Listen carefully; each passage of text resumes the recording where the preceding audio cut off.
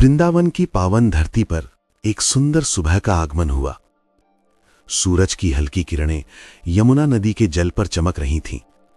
चारों ओर हरियाली थी, पक्षियों की मधुर चहचहाहट थी और गायों की घंटियों की मध्यम आवाज से पूरा गांव गूंज रहा था। इसी वृंदावन में रहता था एक नन्हा सा बालक, जिसे पूरा संसार बाल कृष्ण के नाम से जानता है। बाल कृष्ण देखने में अत्यंत सुंदर थे। श्याम रंग, गोल मटोल चेहरा, बड़ी बड़ी चंचल आंखें और सर पर सजा एक छोटा सा मोरपंख। लेकिन मां यशोदा के लिए वो भगवान नहीं, बस उनका प्यारा सा लाला था।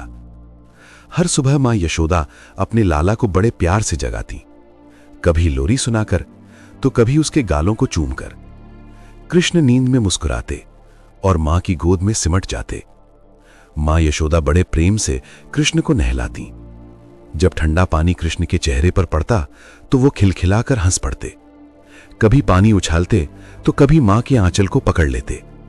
मां यशोदा का हृदय आनंद से भर जाता। नहलाने के बाद मां उन्हें पीला धोतिया पहनाती, पायल बांधती और माथे पर काजल का टीका लगाती। मां प्यार से कहती, मेरा लाला, किसी की नजर न लगे। लेकिन कृष्ण जितने सुंदर थे उतने ही शरारती भी। कृष्ण को सबसे ज्यादा प्रिय था माखन।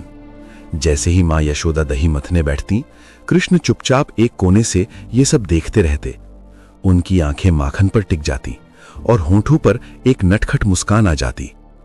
एक दिन मां यशोदा ने माखन ऊंचाई पर रख दिया, लेकिन कृष्ण कहां मानने वाले थे। उन्होंने लकड़ी की ओखली उल्टी रखी, उस पर चढ़े और मटकी से माखन निकाल लिया। माखन हाथ में लेते ही कृष्ण की खुशी देखने लायक थी। जब मां यशोदा ने देखा तो बोली, कन्हैया, ये क्या कर रहे हो? कृष्ण भोलेपन से बोले, मां, माखन तो खुद ही नीचे आ गया। मां यशोदा मुस्कुरा उठी और अपने लाला को सीने से लगा लिया। कृष्ण अकेले माखन नहीं खाते थे, वो अपने मित्रों ग्वाल बालों के साथ मिलकर माखन बांटते थे। सब बच्चे हंसते खेलते और उनके चेहरे माखन से सने रहते। लेकिन गोपियां रोज मां यशोदा के पास शिकायत लेकर आती। वे कहती, यशोदा जी, आपका लाला हमारे घर माखन चुरा लेता है। मां यशोदा कृष्ण को बुलाकर पूछती, कन्हैया, क्या तुमने माखन चुराया? कृष्ण अपनी बड़ी बड़ी आंखों से देखते हुए कहते, नहीं मां, मैं तो कुछ भी नहीं जानता। मां यशोदा उनका मासूम चेहरा देखकर सब भूल जाती और गोपियों से कह देती, मेरा लाला ऐसा नहीं कर सकता। लेकिन एक दिन कृष्ण ने बहुत शरारत कर दी। पूरे घर में माखन फैला दिया। दीवारें, फर्श, मटकी सब माखन से भर गया। इस बार मां यशोदा थोड़ा नाराज हो गईं। उन्होंने कृष्ण को पकड़कर कहा, आज तुम्हें सजा मिलेगी। मां यशोदा ने रस्सी ली और कृष्ण को ओखली से बांधने लगी, लेकिन हर बार रस्सी छोटी पड़ जाती। मां यशोदा हैरान थीं, थकी हुई थीं, फिर भी हार नहीं मानी। आखिरकार जब उन्होंने प्रेम और भक्ति से प्रयास किया तो वही रस्सी पूरी हो गई। कृष्ण बंध गए। उस क्षण आकाश से फूलों की वर्षा हुई। देवता आश्चर्यचकित थे, क्योंकि भगवान स्वयं मां के प्रेम से बंध गए थे।